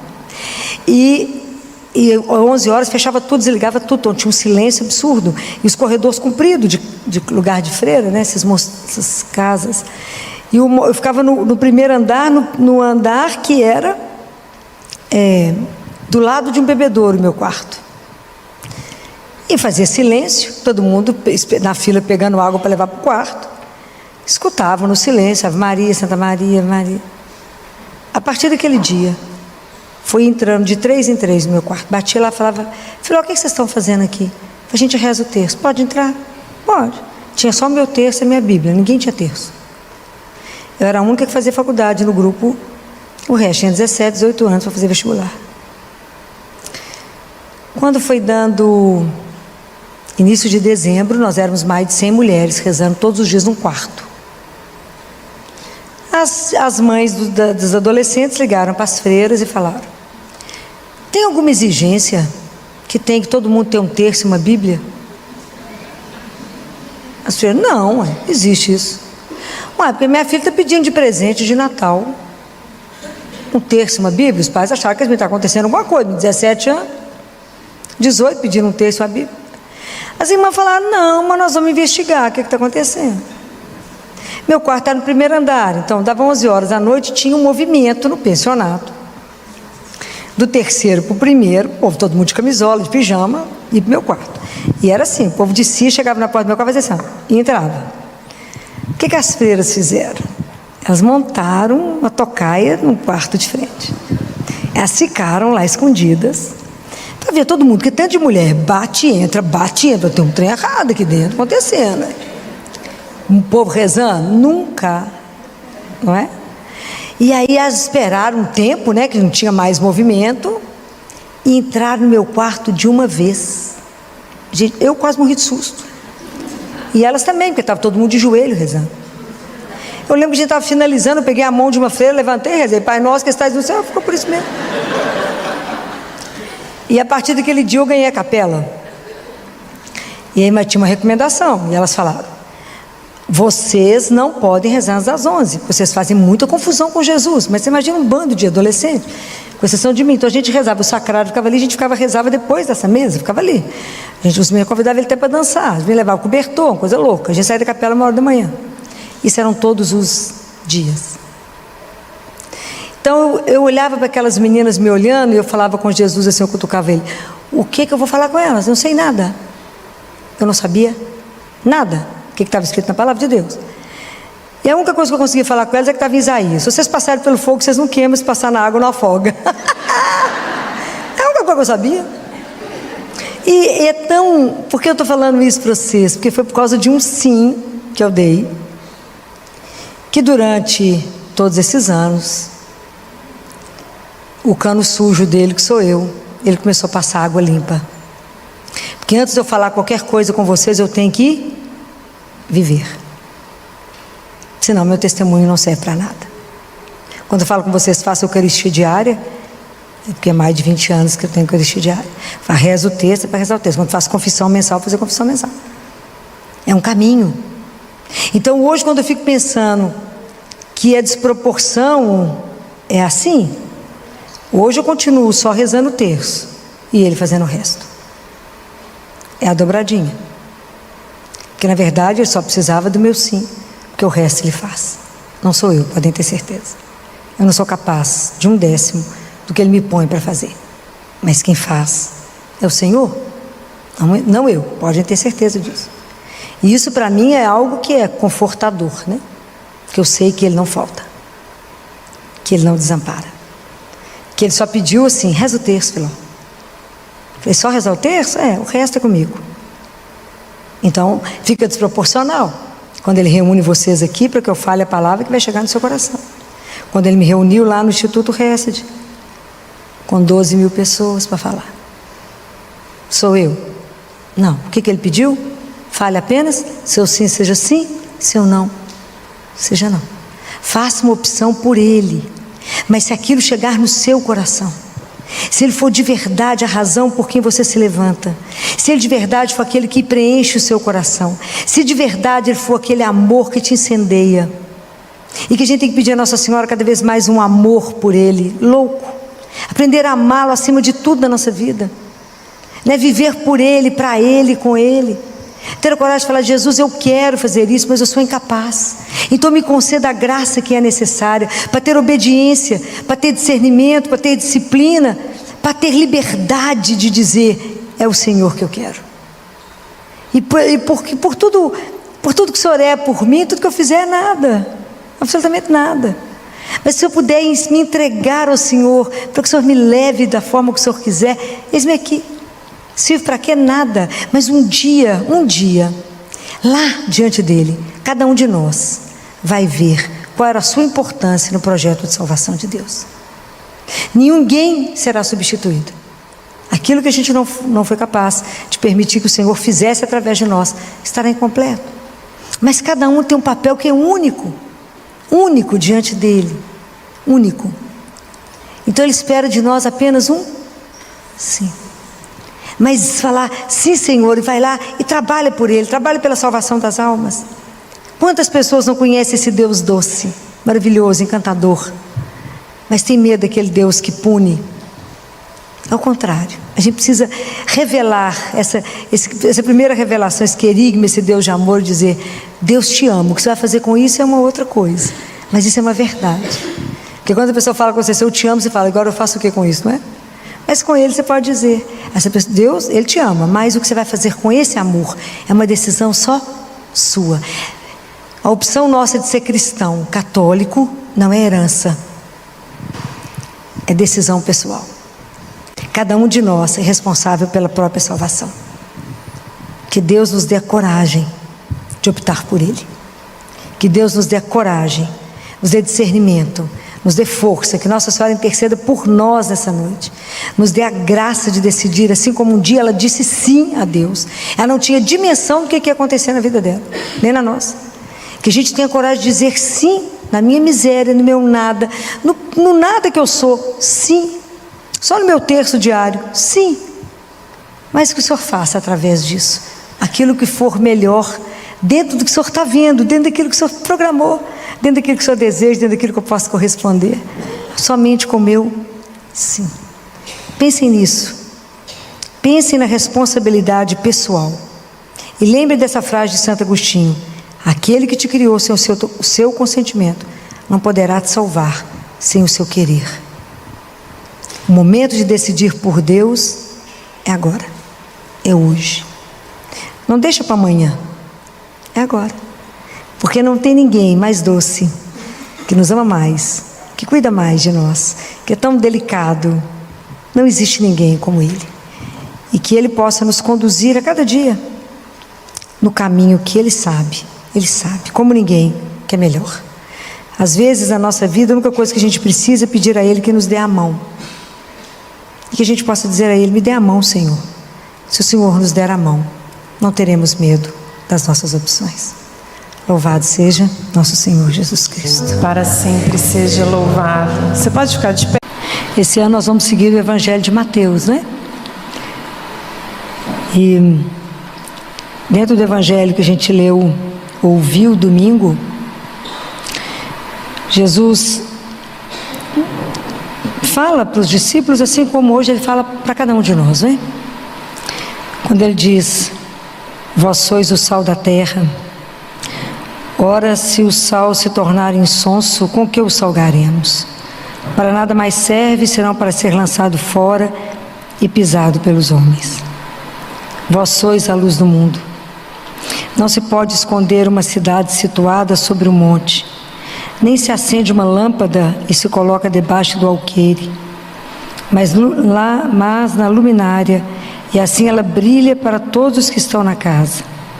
Brilhe do mesmo modo a vossa luz diante dos homens, para que, vendo as vossas boas obras, eles glorifiquem vosso Pai que está nos céus. Palavra da salvação. Sempre que a gente escuta, sempre volto isso para vocês, né? É preciso que a gente pense. Quando Jesus diz isso, Ele está dizendo para você. Você é o sal da terra, você é a luz do mundo. Vocês conseguem entender a dimensão do que Ele está querendo dizer? Ou vocês só escutaram isso? Vocês pensaram o que significa isso hoje? Bem, quando Jesus coloca isso, e nós vamos ver como é que Ele é realmente extraordinário. Extraordinário. Quando Jesus, Ele semeia algo para nós, Jesus tem uma expectativa. Ele tem uma expectativa de que a nossa vida realmente seja saborosa. Deus não quer que a nossa vida seja insonsa. Esse caldo sonso que é a nossa vida, que eu vi falando, que a gente acha que é cristão. Porque vem à missa de vez em quando. Porque eu fui batizado, crismei, então eu sou cristão. Não é. Há quanto falta para nós de verdade fazer com que a nossa vida tenha sabor. A gente vive essa coisa mais ou menos. Mais o mundo nos mandando do que nós tomando a rédea daquilo que a gente crê e caminhando. Quando Jesus, Ele não semeia na neutralidade. Jesus, Ele quer que a gente tenha sabor na vida. Ele quer que a gente não tenha medo de correr risco de viver. Nós somos esse trem sonso. Ou eu estou brincando? Não estou? Não é? Falta paixão. Então, porque ser cristão não é ser uma pessoa diferente. Não é algo fora, mas algo que Deus nos transforma. É ser um tipo de pessoa que Deus nos faz. É aquela pessoa que Jesus nos faz. E é exatamente porque Ele nos faz que eu posso viver a vida que Ele pediu aqui. Mas enquanto Ele não me fizer, eu não me permitir ser, não tem jeito. É diferente. A nossa vida espiritual, ela vai começar a partir de onde vocês estão. É a partir daí que a gente assume viver uma vida com o Senhor na inteireza. Vida espiritual não é algo que está como um chapéu voador, não. Vida espiritual, ela tem que estar encarnada na sua vida. É de verdade, é uma vida com o Senhor, com o sabor de ter um Deus vivo. Essa é a diferença. Eu tenho que entender, se primeiro eu não experimento isso, se eu não experimento qual é o sabor, e Deus se deixa saborear, como é que nós vamos ser sal para quem? Ser luz para quem?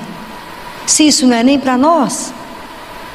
Então, é tão interessante que quando a Bíblia te convida a saborear Deus, o local que mais fala disso são os Salmos. E se vocês pegarem o Salmo 27, depois vocês podem ler isso em casa, Salmo 27, no versículo 4, uma coisa peço a Yahvé, a coisa que procuro, é habitar na casa de Yahvé todos os dias da minha vida, para saborear a doçura de Yahvé e meditar no seu templo. Saborear a doçura de Deus. Quando é que vocês acham que nós vamos saborear Deus? Deus tem gosto? Quando é que nós vamos poder saborear? Quando a gente não quiser mais consumir o mundo. Para saborear eu preciso de ter lentidão. Concorda? Você vai saborear uma comida rápida? Não tem jeito. Acerta que é uma boca, né, na rapidez que come. Mas para saborear, para degustar, para sentir, eu tenho que ter lentidão, eu tenho que contemplar, eu tenho que meditar. Saborear exige proximidade, exige intimidade. Senão, não saboreio. É essa relação que Deus quer. Que você saboreie, que você deguste aquela presença de Deus. Isso na sua vida isso cheira intimidade. Se vocês lerem o Salmo 34, e é lindo o Salmo inteiro, vale a pena vocês lerem, porque é uma pessoa que passou um aperto muito grande, vai bem dizer a Deus, porque Deus o livrou. Mas eu vou resumir no versículo 8 e 9, que fala: o anjo de Yahvé acampa ao redor dos que o temem e os liberta. Provai e vede, saboreai e vede como Deus é bom. Saboreai e vede como Deus é bom. Feliz o homem que nele se abriga. Feliz. É quem sabe, quem já experimentou isso. E aí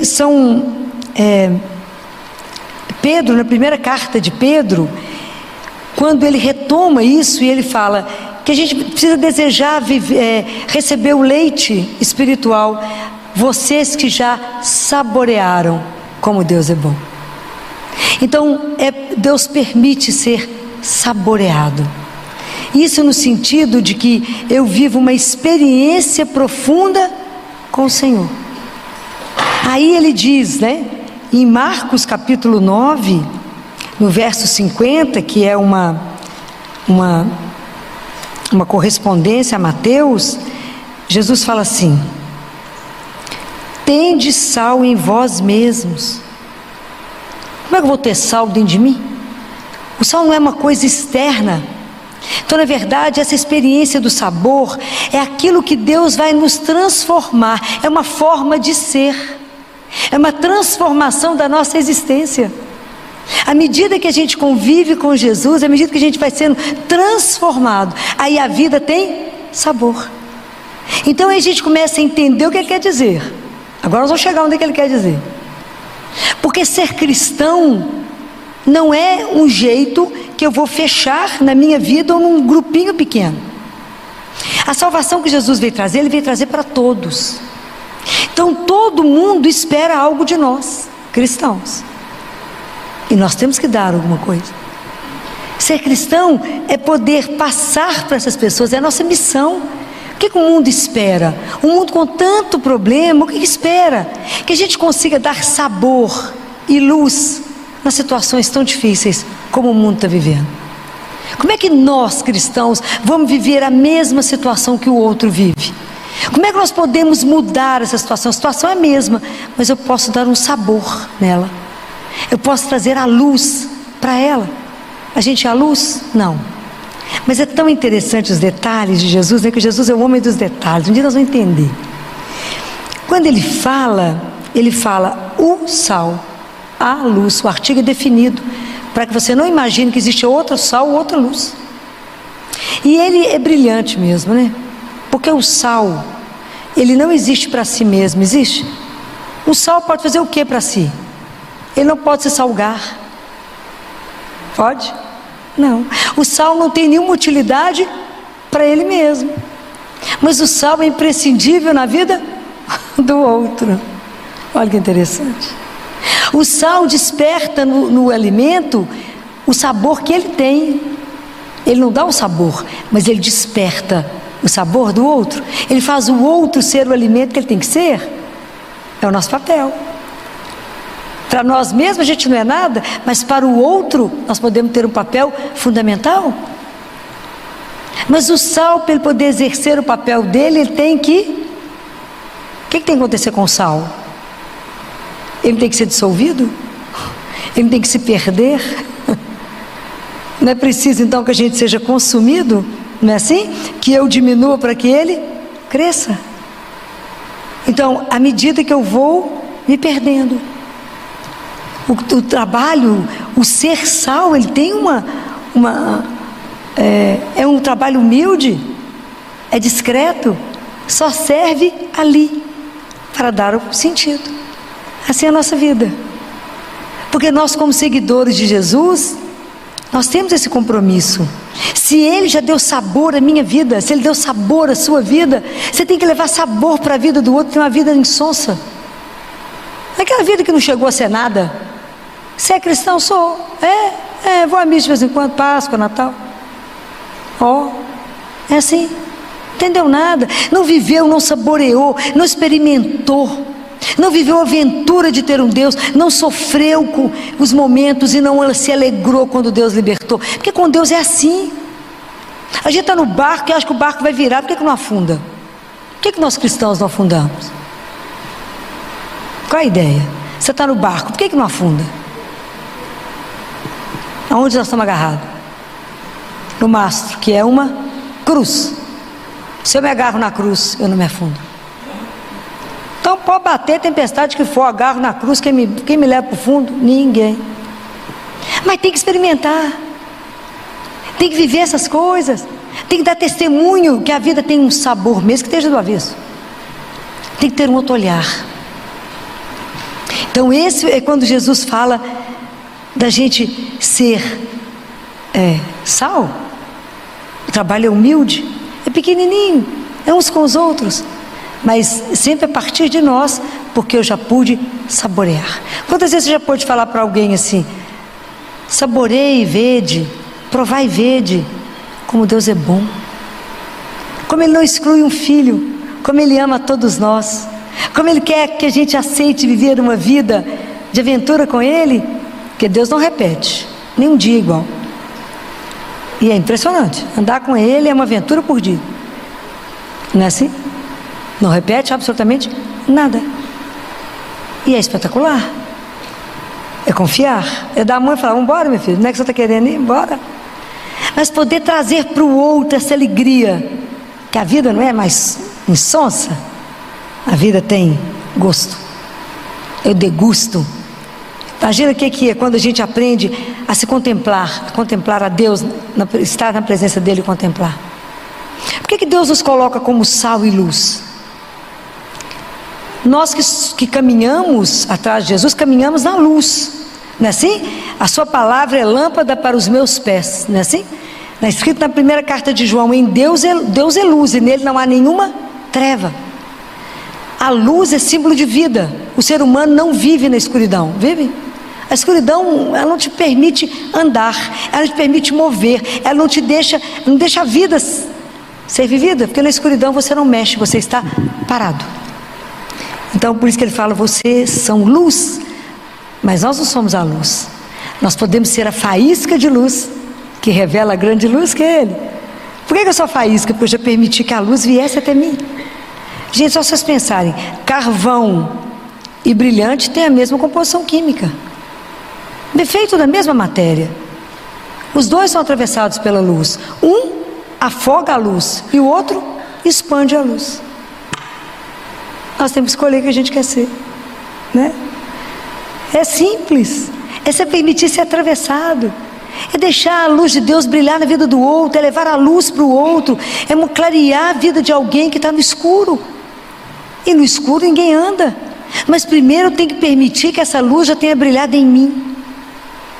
Essa luz já tem que ter batido aqui. Ele já tem que ter me tirado da escuridão e falar, deixa eu te mostrar uma outra coisa. É ver nos olhos dele.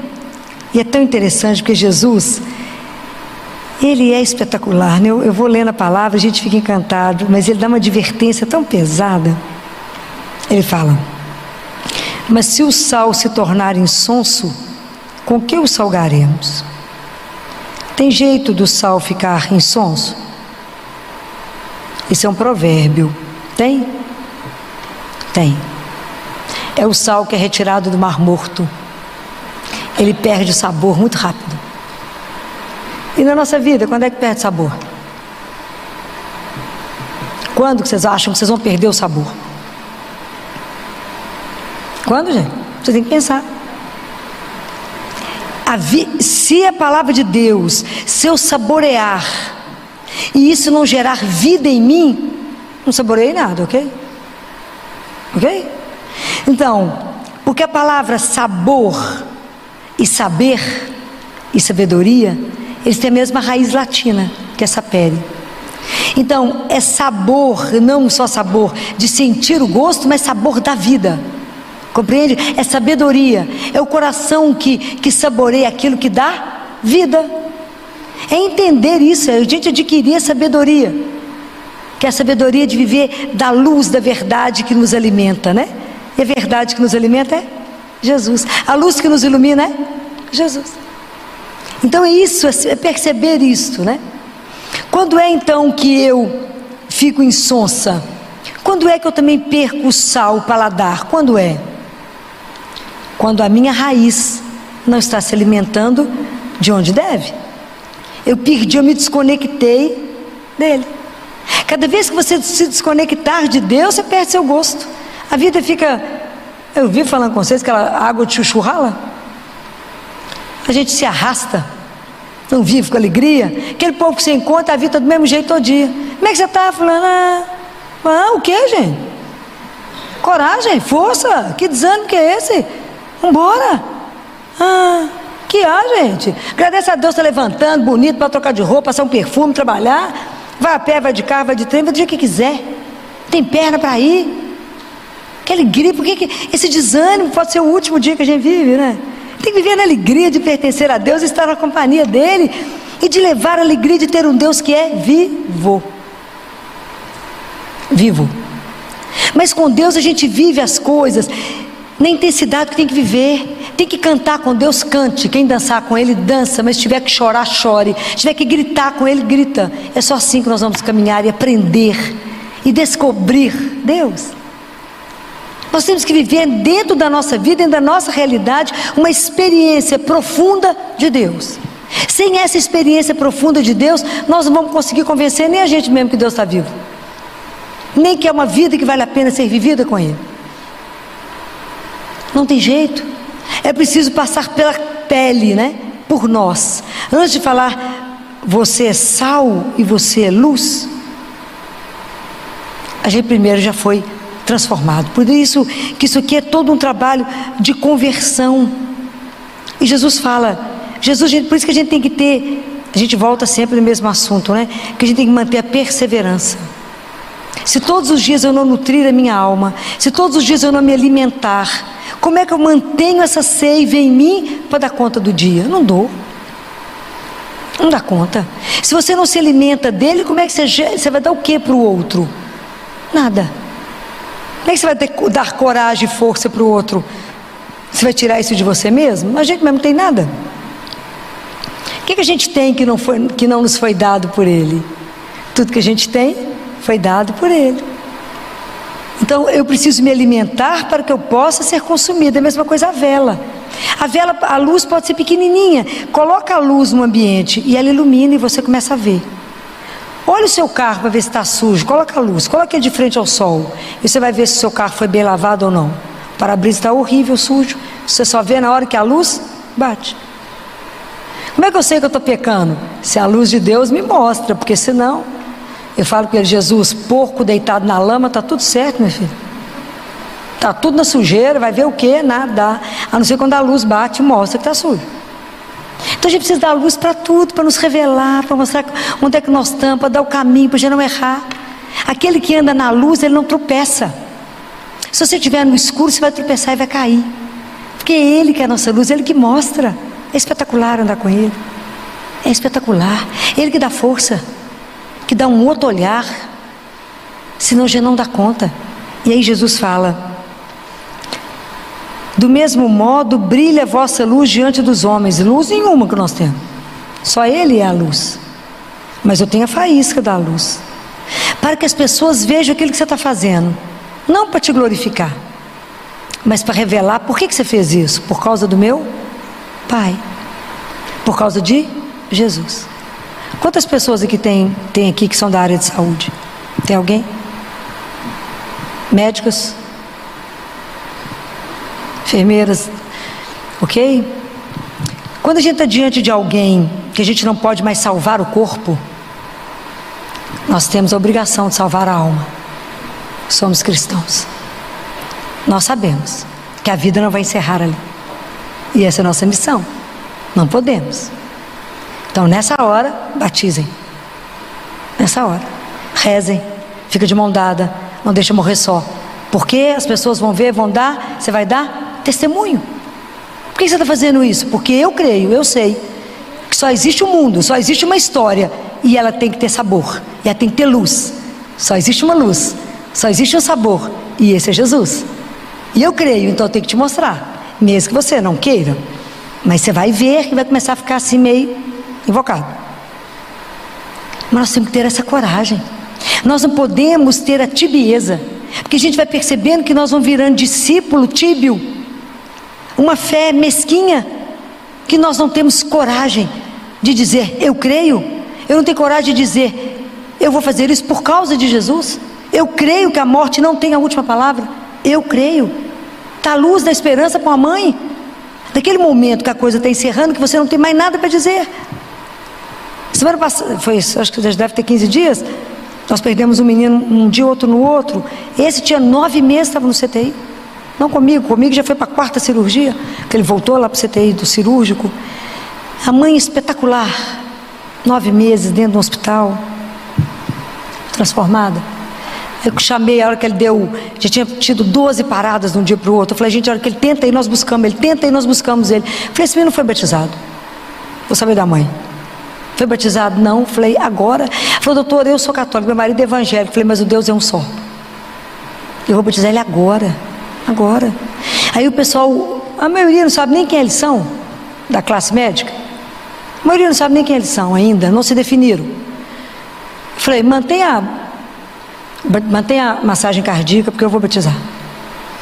E cheguei com a mãe e falei, mas quem vai rezar além de eu da mãe? Um que crê em Deus reza comigo, porque Jesus falou que se 2 estão juntos, ele vai chegar. Você imagina que o povo nem respira quando eu falo isso. A Filó ficou louca, né, de tanta parada. Vamos batizar. E a hora que eu encerrei o batismo, consagrei Nossa Senhora, falei, você vai conhecer outra mãe mais doce? Entreguei para o anjo da guarda, falei, pode parar a massagem? Ele deu o último suspiro, colocamos no colo da mãe, e a mensagem da mãe no dia seguinte foi, obrigado por ter me dado esse momento. Porque encerra com dignidade. Por quê? Porque é filho. Eu falei com a mãe, por que nós estamos batizando? Para ele se tornar filho de Deus. Porque ele vai atravessar agora o caminho da morte, mas não vai só. Ele vai com a cruz na testa, que ilumina o caminho dele, porque ele está atrás de Jesus. Então ele tem um lugar certo. Tem um lugar certo. A outra tinha 10 meses, e eu falei com a mãe, falei com o pessoal, já não vai dar tempo, vou batizar com água destilada, não dá tempo nem buscar água benta. E agora o Armil, você tem de tanta água benta, igual eu tô firme. A mãe falou, doutora, ela está com 10, mas eu ia batizar com 1 ano. Eu falei, está com 10 meses, não dá tempo. É agora que eu vou batizar. Falei, se eu posso dar um presente para alguém, é o direito de ir para o céu. Isso nós que somos da área de saúde, qualquer um de nós que somos cristãos batizados, diante de alguém que está morrendo, que você não sabe se foi batizado, batize. Há um só batismo, mas vocês não sabem se a pessoa foi batizada, não tem ninguém para responder. Reza, faz o sinal da cruz na testa dela e vai em paz com Deus, nosso Senhor. Nós não podemos ter vergonha, não podemos ter vergonha de anunciar que o Deus que nós cremos é vivo. Mas se Ele não for vivo antes para você, como é que você vai dar sabor para quem? Então nós que somos discípulos, nós temos que ter um discernimento, o Espírito Santo o dia inteiro, para não ser luz demais, porque estão cega. Eu não posso ser sal demais, senão ninguém aguenta comida salgada. Aguenta? Ninguém fica. Eu também não posso ser salzinho muito fraquinho, porque também não dá sabor de nada, porque tem sonso. Também não pode ser uma luz fraquinha, porque o ambiente fica frio, não acolhe. Quem pode dar essa sabedoria para nós? Tudo a gente depende de Deus, né, gente? O tempo inteiro a gente depende dEle. Fala, Jesus, me ajuda a ser sal e luz. Eu não quero perder o sabor. Eu quero ter a coragem de fazer as obras por sua causa. Eu quero ter a coragem de olhar para o meu irmão e falar, é meu irmão. Então eu estou comprometida com ele. Eu não vou cuidar de todos, mas daqueles que Ele colocar no meu caminho. Mas aqueles que Ele colocar no meu caminho, é o que diz Isaías. Ele está nu, veste ele. Ele está com fome, dá comida. Ele está com sede, dá água. Faça as obras da caridade, as obras da misericórdia. Por quê? Porque Jesus falou que estaria ali. E isso Jesus faria, então eu tenho que fazer. Porque nós somos seguidores de Jesus. Então nós temos que levar o sabor e a luz. Nós temos que cuidar uns dos outros, nós temos que acolher uns aos outros. Nós temos que olhar nos olhos uns dos outros, dizer coragem. É assim. Nós não podemos deixar que o outro caia, desanime e não tenha força. Nós temos que ajudar o outro a caminhar. Estou com uma menininha lá que não está no meu setor. 8 anos de idade, linda, nunca adoeceu na vida. Foi brincar, de repente não conseguia mexer. É porque não é verdade, o tumor se manifestou na coluna e ela está paralítica. Aí me pediram a vaga, a gente conseguiu trazer e eu recebi uma mensagem do pessoal da oncologia que ela queria me conhecer. Aí eu fui lá e ela falou comigo assim, sabia que quando eu sinto muita dor, Jesus me faz um carinho? E o carinho dele é igual pompom. Pompom que deve ser aquela coisinha assim suave, fazendo assim no rosto dela. Eu falei com ela, pois é, mas eu vim te trazer uma companhia. Menino Jesus, de Praga, o que eu tinha eu levei. Falei, porque o menino Jesus teve 8 anos. Aí eu já não lembro disso. Ele teve a idade dos meninos. E a gente precisa ensinar as crianças a devoção ao menino Jesus. Falei, menino Jesus teve 8 anos. Então todo dia nós vamos ficar aqui. Você vai ficar com a imagem dele. Vocês dois vão fazer proeza, que eu tenho certeza. E eu vou vir cá todo dia fazer a oração do menino Jesus para você. Porque existe uma oração, existe um livro do Instituto Hesed da devoção ao menino Jesus. E dentro dessa devoção tem uma oração só para criança muito grave. Então eu vou lá e rezo com ela todo dia. Porque ela olhando para o menino Jesus, ela me conta assim, essa noite eu não tive dor. Fala, menino Jesus. Cheguei lá domingo, ela estava com as pernas para cima colorindo. Falei, mas o que ele andou fazendo? Já está mexendo as pernas, que não vai precisar, começou a fazer quimioterapia, não vai precisar retirar o tumor, parou a compressão. Fala, vamos ver o que o menino Jesus vai fazer. A gente tem que ter ousadia. Por quê? Porque o amor é ousado. Não sou eu que determino o que Deus vai fazer. A gente pode interceder. A gente pode pedir, porque cremos. Eu sei do que Ele pode fazer. Vocês conhecem a história do menino Jesus de Praga? Já leram o que Ele já fez? Proeza, uma hora eu conto ela para vocês. Se vocês cansam, muito assunto. É fantástico. Mas a gente desconhece a riqueza toda de Deus. Então o menino Jesus eu levo para os meus meninos. Porque o menino Jesus teve exatamente a idade de cada um deles. Então com isso você desperta o outro. Você desperta. As pessoas olham e falam, mas ela está aqui nessa correria com a ciência e de repente ela está aqui rezando com o povo. Sim, onde é que você vai? Vou rezar. É assim. Onde você vai? Me chamaram outro dia lá no Vila da Serra. Família desesperada, com uma criança de 8 meses com tumor cerebral. Cruel. Aí eu cheguei lá, o pessoal falou: Filó, você veio examinar? Eu falei: não, vim rezar. O povo nem respondeu. Ficou todo mundo mudo, todo mundo me olhando, paralisado. Né? Você veio fazer o quê? Rezar. O terço. Eu que terço na mão. Fala que Jesus é escandaloso, né? Deixa o povo todo assustado. Fala o que você vai fazer. Porque Jesus faria a mesma coisa, só que ele chegava aqui, ele punha a menina de pé e eu rezo. Peço a intercessão da mãe, porque ela é mãe. E não pode esquecer de falar de Nossa Senhora. Tem que dar testemunho, fala com as mães lá no CTI. A única mulher que conhece a sua dor é Maria. Então é ela que você tem que aprender a invocar, para te sustentar, porque ela ficou firme. Nós somos fraquinhos. Por que a gente é fraco? Por quê? Porque a nossa vida de oração é vergonhosa. O dia que a gente reza um terço, você fala: não, rezei demais, gente. O que, minha filha? Você rezou um terço? Oh! Nossa vida de oração é horrorosa. Horrorosa. A cara nossa não queima. Então nós somos frágeis do ponto de vista espiritual, porque a gente não tem. Da mesma forma que você fala com uma criança: menino, come, senão você vai ficar fraco e vai adoecer. Eu te digo, se você não rezar, não se alimentar com a Eucaristia, com os sacramentos, você não tem força para dar testemunho de Deus. Tem? Não, a primeira soprada você caiu. Por que é fraco? Porque não tem vida de oração. Então nós sabemos, se a única coisa certa e verdadeira que nós temos na vida é Jesus, essa realidade espiritual que a gente não vê, mas sabemos que ela é real, e que vamos para Ele, por que a gente não cuida dela? A gente não cuida.